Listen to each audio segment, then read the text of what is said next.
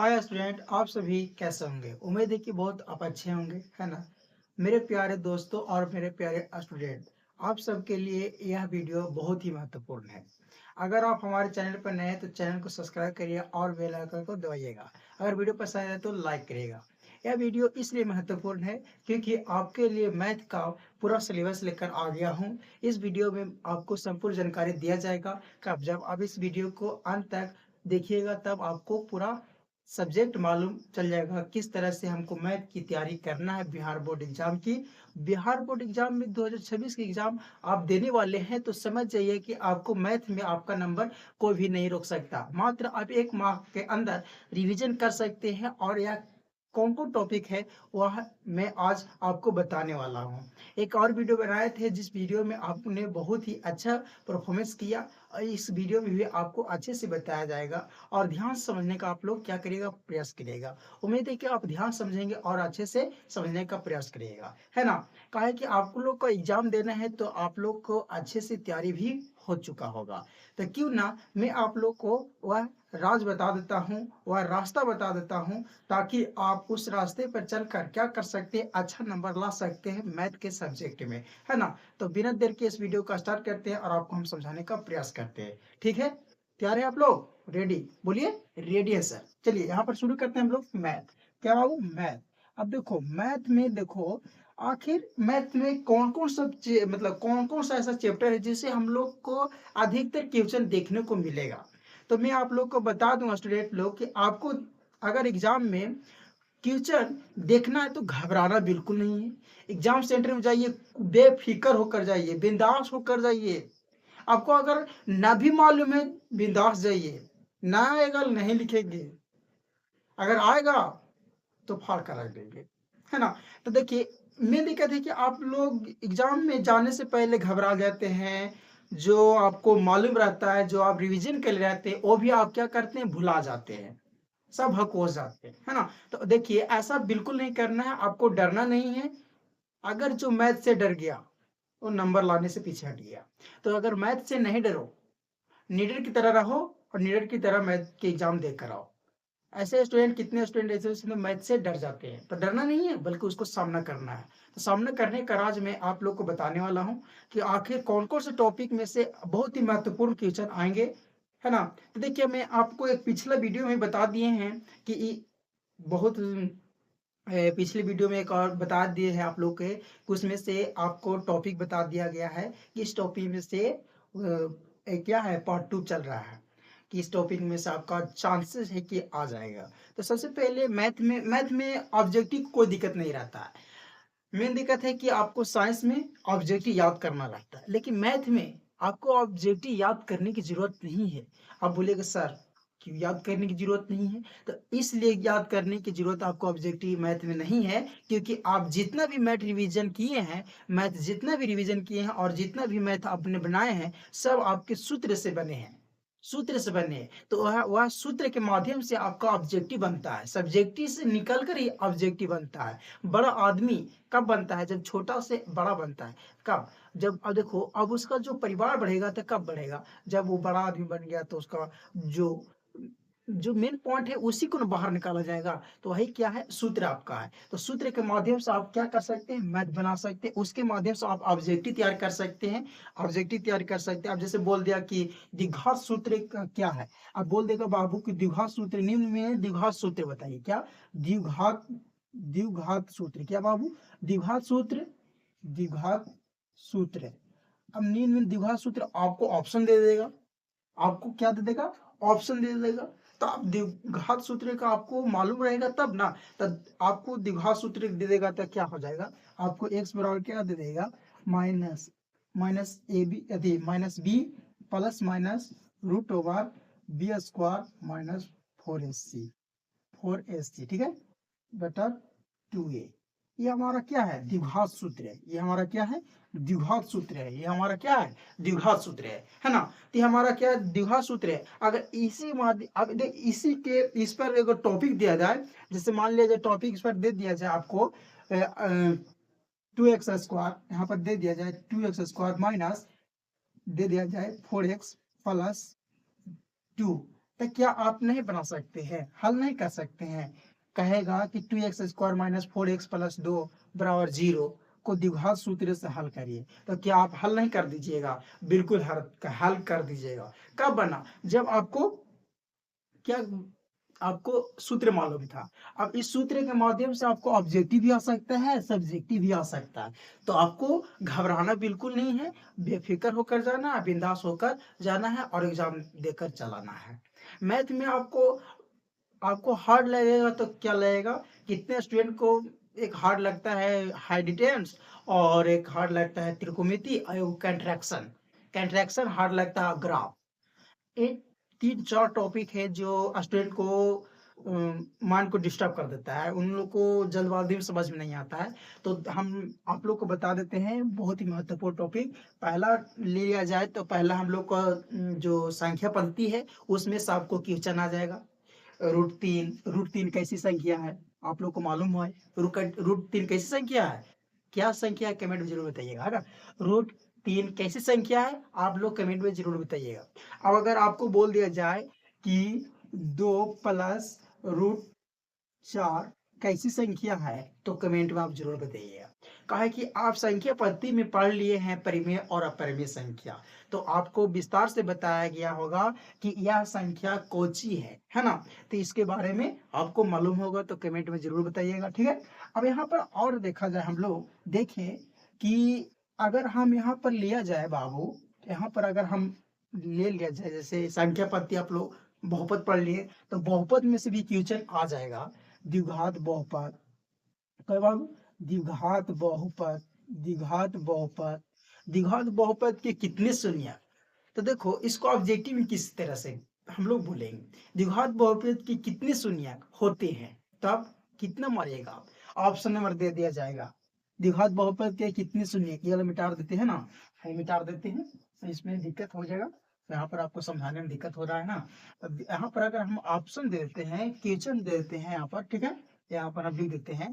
देखिए यहाँ पर अगर यहाँ पर बोल दिया जाए द्विघात द्विघात द्विघात बहुपद बहुपद के कितने शून्यक शून्यक होते हैं, द्विघात बहुपद के कितने शून्यक होते हैं?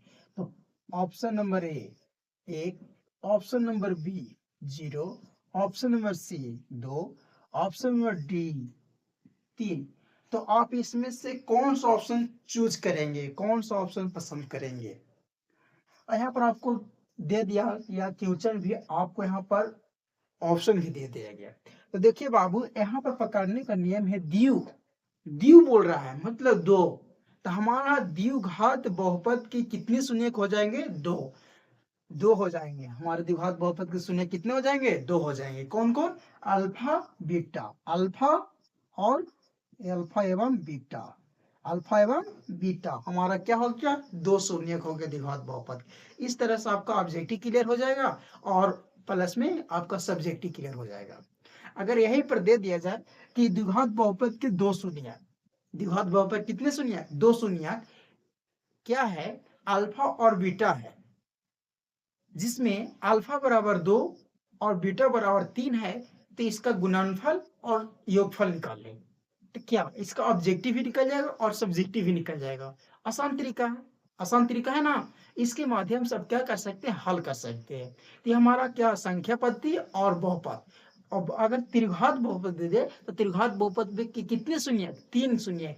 जितना बोलेगा उतना हो जाएगा, है ना। तो त्रिघात बोल रहा है तो त्रिघात में हो जाएगा हमारा क्या? त्रिघात में हो जाएगा क्या? 3 बहुपद क्या हो जाएगा? अल्फा अल्फा अल्फा बीटा और क्या हो जाएगा? Gamma, alpha beta gamma. ये त्रिघात बहुपद के 3 शून्यक है, अल्फा बीटा गामा। ये हो गया बहुपद में। संख्या पद्धति में आपको बता दिए कि रूट तीन एक एक अपरिमेय अपरिमेय संख्या अपरिमेय संख्या है, कैसे सिद्ध करें या सत्यापित करें। ये आपको 2 नंबर क्या आएगा, इस माध्यम से आपका क्वेश्चन आएगा। समझ गए कि रूट 3 एक अपरिमेय संख्या है, कैसे सत्यापित करें या सिद्ध करें। आपको यह विस्तार से समझ लेना है आपको पढ़ाया गया होगा। ठीक है, समझ रहे हैं? मुख्य यहाँ पर क्या कर रहा है, मुख्य टॉपिक आपको यहाँ पर बताया जा रहा है। आप रिवीजन कर लीजिएगा एक सप्ताह के अंदर, ताकि आपको बिहार बोर्ड एग्जाम 2026 के एग्जाम में आपको कोई भी किसी प्रकार की मैथ में दिक्कत नहीं हो सकता है। यहाँ पर आपको हम बताया जा रहा है। ठीक है, ध्यान समझने का प्रयास करिएगा और इस वीडियो में लास्ट तक जरूर देखने का प्रयास करिएगा। ठीक है, तो ये हमारा आ गया संख्या पद्धति, तो हम लोग जान गए परिमेय संख्या और अपरिमेय संख्या, भाग लेमा, एल्गोरिदम, है ना। इसके माध्यम से एलसीएम निकालना, एचसीएफ निकालना, अति इसके माध्यम से मतलब ये हमारा यहाँ पर 2 नंबर 5 नंबर का आ जाएगा क्वेश्चन। इसमें कोई दिक्कत नहीं है, आप लोग पढ़े हुए हैं, मालूम है ना। और यहाँ पर क्या है, द्विघात बहुपद में आ जाएगा आपका शून्यक निकालना है, गुणनखंड आ जाएगा, है ना। अब देखा जाए अगला चैप्टर में हम लोग को किस तरह से आएगा क्वेश्चन। अगला चैप्टर में क्या है, दो चर रैखिक समीकरण, दो चर वाले रैखिक समीकरण। अब देखो तीसरा चैप्टर में हम लोग को किस तरह से दो चर रैखिक समीकरण। अब दो चर रैखिक समीकरण में क्या हो जाता है हम लोग के कि माता पिता पर आ जाएगा ऑप्शन, माता पिता कि अगर एक रहमान की आयु आज 5 वर्ष है, तो उसके पहले या बाद में, इस तरह से आपका आता है, क्वेश्चन आता है। इसके क्या करता है, हल करने के लिए देता है। अगर 2 नंबर में देगा तो समीकरण लिखने के लिए देगा। अगर 2 नंबर में आपका क्वेश्चन देगा तो बोलेगा कि इस क्वेश्चन का खाली समीकरण लिखकर छोड़ दीजिए। अगर 5 नंबर में दीजिएगा तो बोलेगा कि पिता का आयु निकालो और पुत्र की आयु निकालो। क्या आ जाएगा, 5 नंबर का आपका डिक्लेयर हो जाएगा। और यहाँ पर इस चैप्टर में यह भी आता है कि आपको विधि के माध्यम से समीकरण को हल करना रहता है। समीकरण का हल करना किस तरह से रहता है, तो एक रहता है लुप्तीकरण विधि, जिसे हम लोग विलोपन विधि बोलते हैं, है ना। विलोपन विधि रहता है, प्रतिस्थापन विधि रहता है, और एक वर्गगुणन विधि रहता है, और एक शायद याद नहीं रहा है कुछ, तो उसको बोलते हैं, है ना। और फिर रहता है उसको क्या बोलते हैं, लुप्तीकरण विधि तो हो गया, विस्थापन विधि हो गया, और प्रतिस्थापन विधि। इसकी मदद से विधि के माध्यम से समीकरण को हल करने की उसमें विधि बताया जाता है। आप हल कर सकते हैं आसान तरीका से, है ना। और अगला चैप्टर में आप लोग को मिल जाएगा एपी पढ़ने के लिए। एपी से बहुत ही क्वेश्चन आता है।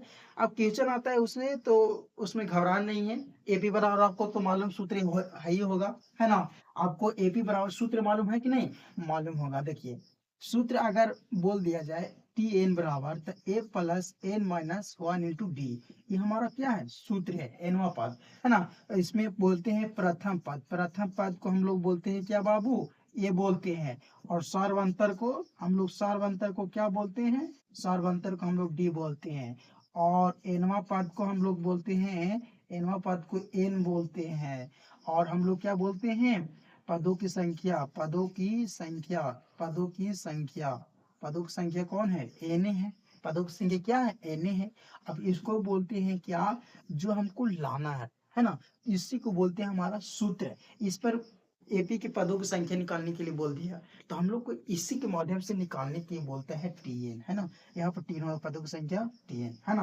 तो इसके माध्यम से हम लोग एपी में पढ़ लिए। अगर योग बोल देगा, अगर हम लोग को योग बोल देगा, तो योग में हम लोग की क्या करना है, एन बटा रूट ओवर, है ना। इस तरह से एन बटा root over 2a plus 1 minus 1 to d, ये हमारा क्या आ गया, योग आ गया। एस एन बराबर यहाँ पर एस एन लिखा है। तो इसके माध्यम से हम लोग समझ जाते हैं कि हमारा जो टॉपिक है, पहला चैप्टर क्या हो, पहला चैप्टर और दूसरा चैप्टर और तीसरा चैप्टर और चौथा चैप्टर हम लोग को दिखने में तो लग रहा है बहुत आसान, है ना, बहुत ही आसान है। और आसान सच में है, काहे कि क्योंकि जब आप हल करने के लिए स्टार्ट करिएगा तो आपको चैप्टर पता नहीं चलेगा कि कहाँ से कहाँ गया, पता नहीं रहेगा। आपको हल करना है और अच्छे से समझना है और अच्छे से रिवाइज करना है और अच्छे से लिख कर आना है, घबराना बिल्कुल नहीं है। और ये तो 4 चैप्टर इधर हमारा कंप्लीट हो गया, हमको इधर आ गया 20 नंबर, 20 नंबर इधर पक्का आ गया है ना। अब त्रिकोणमिति से ले लेते हैं। त्रिकोणमिति आप लोग को जान ही रहे हैं, वो फेमस चैप्टर है 10th क्लास का। अब त्रिकोणमिति में हमको अकेले देगा 20 अंक, 20 नंबर देगा हमको, अकेले 20 नंबर देगा। अब त्रिकोणमिति तो आप लोग तो धज्जियां उड़ा दिए होंगे, पक्का है। तो क्या है कि 20 नंबर आप क्या कर सकते, एकदम अच्छे से बना सकते हैं त्रिकोणमिति। त्रिकोणमिति में आपको 10 गो ऑब्जेक्टिव दे देगा और 10 नंबर, मतलब 10 नंबर का आपको सब्जेक्ट आ जाएगा। तो सब्जेक्ट आ जाएगा तो क्या आपको आसान हो गया ना, तो 20 इधर हो गया। और आगे आपको आगे चैप्टर मिल जाएगा बहुलक, अम्मो। अम्मो पढ़े हैं, अम्मो, अम्मो, अम्मो देखिए हम आप लोग को बताते हैं। अम्मो, अम्मो आखिर क्या है, देखो यहाँ पर हम समझाते हैं आप लोग को। अम्मो सांख्यिकी से क्वेश्चन आ जाएगा, अम्मो, है ना। अम्मो, अम्मो समझ रहे हैं आप लोग। ये सो होता है कोची, माध्य, समझ रहे, अर्थमेटिक मीन, है ना। ये आपको बोलते हैं अर्थमेटिक मीन, है ना। ये आपको बोलते हैं किसको, माध्य को, माध्य को बोलते हैं, ठीक है। इंग्लिश थोड़ा कमजोर है, कोई दिक्कत नहीं है, आप लोग समझ रहे होंगे। और एम, एम को बोलते हैं हमको खाली मीन, मीन बोलते हैं, मतलब माध्यक, है ना, माध्यक, ठीक है। और एमओ, मोड, इसको बोलते हैं मोड, मतलब हो जाएगा हमारा बहुलक। क्या, बहुलक। ये हमारा क्या है, अमो है, अमो, मध्य, मध्यक, बहुलक। अगर आपको यहाँ पर ऑब्जेक्टिव दे दिया जाए बाबू, अगर यहाँ पर आपको हम एकदम सिंपल से बता देते हैं, ऑब्जेक्टिव यहाँ पर देखा जाए, अगर मध्य, मध्यक क्या कर, आपको कोई भी घबराना नहीं है, आपको ऑब्जेक्टिव बन जाएगा। सब्जेक्टिव से ही ऑब्जेक्टिव बनता है। यहाँ पर देख लो, अगर एग्जाम्पल में हम लोग को देख लेते हैं ऑब्जेक्टिव।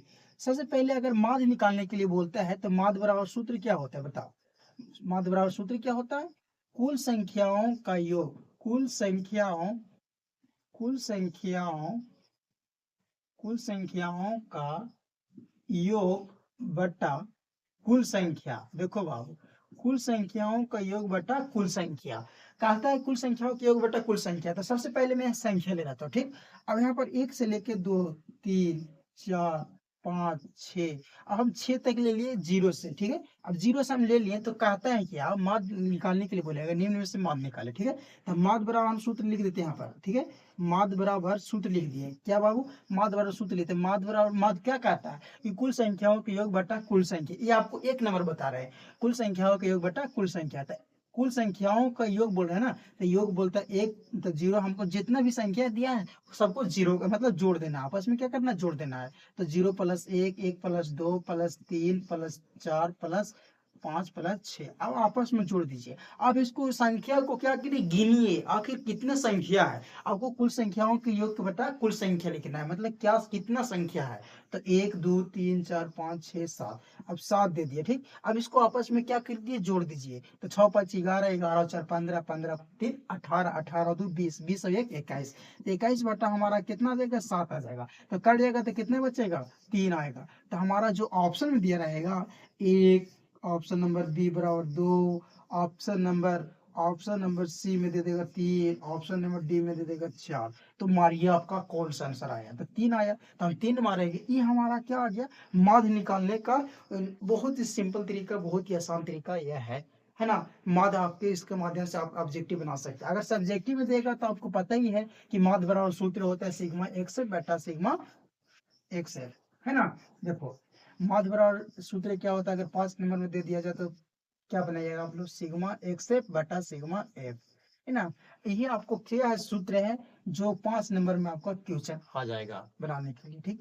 अगर बहुलक निकालने के लिए बोल देगा तो कैसे निकालेगा, बहुलक, बहुलक, अगर बहुलक निकालने के लिए बोल देगा कि चर में बहुलक बताइए, तो बहुलक में अगर जो बार बार आ रहा है, जो बार बार आ रहा है, जो संख्या में, जो चरमान में बार बार आता है, उसी को क्या कहते हैं, बहुलक। जिसका लक है ज्यादा उसी है, वही है बहुलक, है ना। तो कहने का मतलब है कि जो संख्या में बार बार आ रहा है, 2, 2, 2, 2, 4, 3, 2, 1, 2, 1, 0।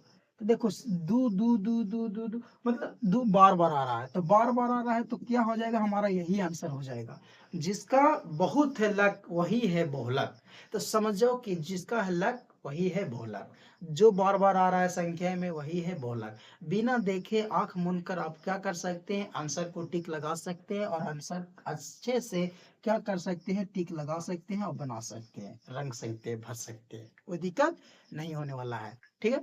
अब अगर माध्यक निकालने के लिए अगर ऑब्जेक्टिव में आ जाए तो कैसे निकालेंगे? तो हम आप लोग को बता देते हैं कि माध्यक अगर आप लोग को निकालना है तो सिंपल तरीका। सबसे पहले अगर आपको जो संख्या दे ले रहा है तो उसको आपको क्या करना है, बढ़ते क्रम में सजाना है। क्या करना है? बढ़ते क्रम में सजाना है। तो देखो माध्यक का बराबर सूत्र होता है, देखो माध्यक माध्यक है ना, तो माध्यक का कहलान रहता है कि जो अगल-बगल रहता है और जो बीच में बच जाएगा उसी को आपस में जोड़कर क्या करना है, बटा कर देना है और भाग कर देना है। नहीं समझे? समझिए, समझना पड़ेगा ना। देखो यहाँ पर जैसे हम संख्या ले लिए, ले लेते हैं क्या, 1 से ले लेते हैं, ठीक? 2, 3, 5, 6, 3, 5, 1, 2, ठीक है? अब इसको क्या करना है, आरोही क्रम में सजाना है। आरोही क्रम मतलब बढ़ते क्रम सजाना है। समझ सही कर रहे हैं? सजाना है। तो देखिए 2, 2 तो 2, 2, 3, 3 3, 3 6 है। देखिए 2, 2 हो गया, 3, 3 5, 5 6। अब देखिए 5, 5 5, 5 2 है और 6। देखिए अब इसको देखिए बढ़ते क्रम है ना, 2, 2, 2 3, 3 5, 5 बढ़ते क्रम में। तो सबसे पहले आप लोग को माध्यक का कहना रहता है कि सबसे पहले आप क्या कर दीजिए, आरोही क्रम में सजा दीजिए। सबसे पहले आप लोग क्या करिए, आरोही क्रम में सजा दीजिए और देखिए कि कौन कौन ज्यादा है। तो देखिए हम गिन लेते हैं कैसे। सबसे पहले आपको छांटना रहता है, संख्या गिन लीजिए आखिर कै गो है। 1 2 3 4 5 6 7, 7 गो है। तो आपको 3 गो इधर से छांटना है और 3 गो इधर से छांटना है और बचा कै, 3 बचा। तो यही आपका माध्यक हो जाएगा, कि ये हो जाएगा आपका क्या, माध्यक हो जाएगा। तो माध्यक आपका क्या आ गया, 3 आ गया। तो बिल्कुल आपका बनाया हुआ बिल्कुल सही है। तो इस नंबर आमो से आपका कम से कम इससे आपको 10 नंबर पक्का आ जाएगा। हमो से 10-20 नंबर आपको पक्का आ जाएगा बिहार बोर्ड में। तो हमको उधर 4 नंबर 20 नंबर और इधर 20 नंबर और त्रिकोणमिति से 20 नंबर, 60 नंबर आपको आ गया। तो पास होने के लिए क्या चाहिए आपको, 7 दिन के अंदर आप रिवाइज कर खत्म कर सकते हैं, चैप्टर समाप्त कर सकते हैं और अच्छे से आप रिवाइज कर सकते हैं। और ऐसे बहुत सारे ऑब्जेक्टिव मिल जाएगा। बेलन का सूत्र क्या है, बेलन का वक्रपृष्ठ क्षेत्रफल क्या है, वृत्त का क्षेत्रफल क्या है, आधार की त्रिज्या क्या है, आधार का क्षेत्रफल क्या है। ऐसे बहुत सारे आपको क्षेत्रमिति से क्वेश्चन आ जाता है और आपको ऑब्जेक्टिव मिल जाएगा। लाजवाब क्वेश्चन आएगा। आपको 50 में सब्जेक्टिव में अगर आपको 10 में आपको कम से कम 50 में आप 30 नहीं उठा पाइएगा, उठा लीजिएगा। ऑब्जेक्टिव तो 50 से 50 मारिएगा, आपको लाजवाब क्वेश्चन दिया जाएगा। ठीक है, फिर मिले अगले वीडियो में। काहे कि इस वीडियो में आपको बहुत चीज बता चुके हैं। आप अगर समझने वाले होंगे तो समझ गए होंगे कि हमको कौन कौन से चैप्टर पर ध्यान देना है और कौन कौन से चैप्टर हमको अच्छे से पढ़ना है और अच्छे से हमको लिख कर आना है। उम्मीद है कि बहुत आप अच्छे समझेंगे, ध्यान समझेंगे। फिर मिले अगले वीडियो में, नेक्स्ट वीडियो के साथ, पार्ट 3 के साथ। ठीक है प्यारे मेरे स्टूडेंट और मेरे प्यारे दोस्तों, आप सभी के लिए धन्यवाद जो हमारे वीडियो पर इतना टाइम दिए और अच्छे से समझने का प्रयास किए। ठीक है, धन्यवाद।